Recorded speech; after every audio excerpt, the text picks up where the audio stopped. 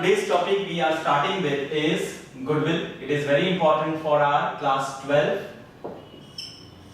accountancy syllabus. Now the very first topic that we here will be discussing today is the definition or the meaning of goodwill. It is considered as one of the most difficult topic in our syllabus. Now let us understand what goodwill stands for. Goodwill is basically the reputation. It is the reputation of any organization which allows them to stand in a more advantaged position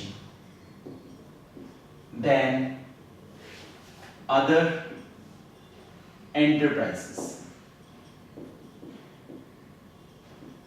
So when we are talking about goodwill, we are talking about the reputation and not any other simple asset. It is an asset which cannot be touched, which cannot be felt, but which can be thought that as the value of the business is increasing. Now, the reputation can be created because of the location, that the business is located in a place. Like we say that businesses which are located in Park Street in Kolkata have a much more advantageous position than businesses which are located elsewhere. So location brings them more advantage because more customers visit their shops or their organization. The second advantage can be said to be the superior management.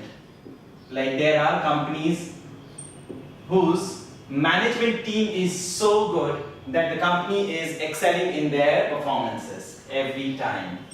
Now we can also say that there are some trade secrets. Like Coca-Cola is becoming Coca-Cola because they have a very superior trade secret, that there are many companies who came into the industry and have tried making cola drinks but have not able to build a reputation like Coca-Cola or Pepsi have built. Now there are some patented manufacturing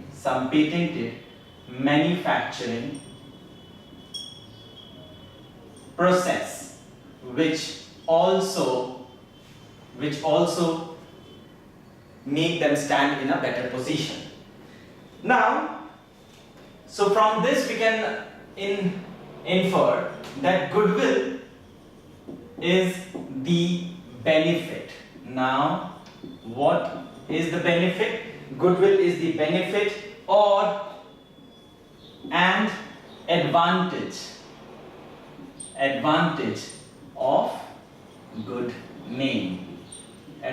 of good name.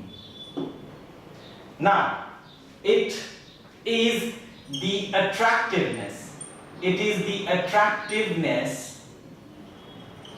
Which attracts new customers. And retain old ones, and hence we can say that it builds some sort of loyalty. Now what is loyalty? That even if another seller is providing me with a better deal, I will always go to the shop where I find this attractiveness. So we can now tell that we have to discuss this also, the nature of this particular type of asset. Now, it is basically an asset which cannot be felt or touched. So we will say it is intangible in nature. Second thing is its value. The value of goodwill depends. The value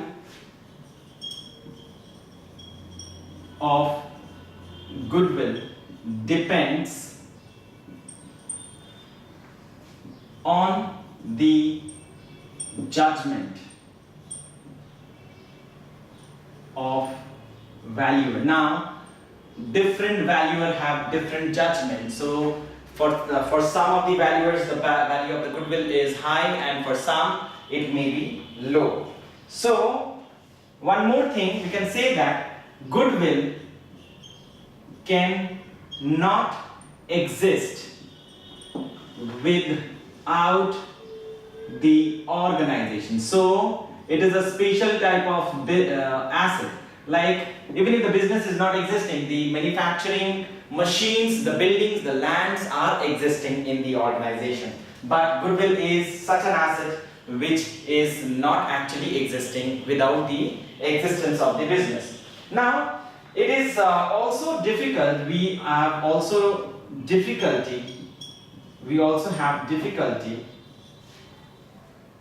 in finding its cost, as we are talking about goodwill as an asset. So we also have to find out its cost. But its cost actually fluctuates. Its cost fluctuates with the fortune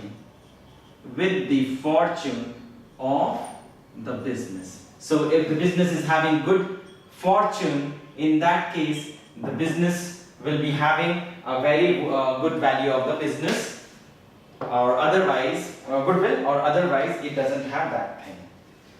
So next thing we will be discussing today is the classification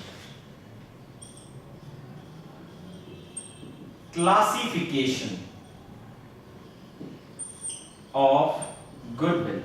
Now, goodwill can be classified under two categories. The first one is purchased goodwill, and second is inherent goodwill or non-purchased goodwill.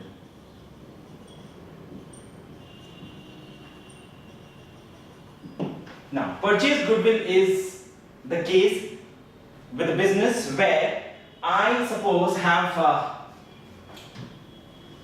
let us discuss in detail. Purchased goodwill arises in case of purchase of another business. When I purchase another business, in that case the excess money I paid to the company in purchase of that company over its net asset value is called purchased goodwill. So it is the goodwill which arises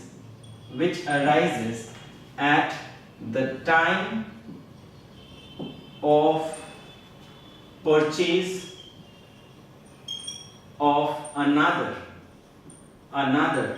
business. So how does it arise? It is arising at the time of purchase of another business. Now, what is its value? It is the excess of purchase consideration over net asset value. Basta.